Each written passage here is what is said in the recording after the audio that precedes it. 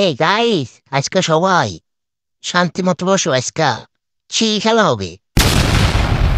এই দেখো, ওরা নি এ হে না, ও পারবো না।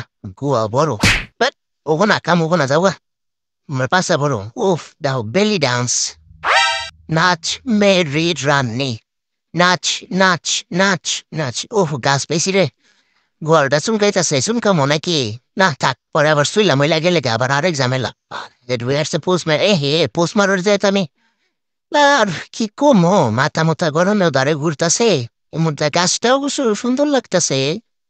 একটু কি চেষ্টা করো মুদার।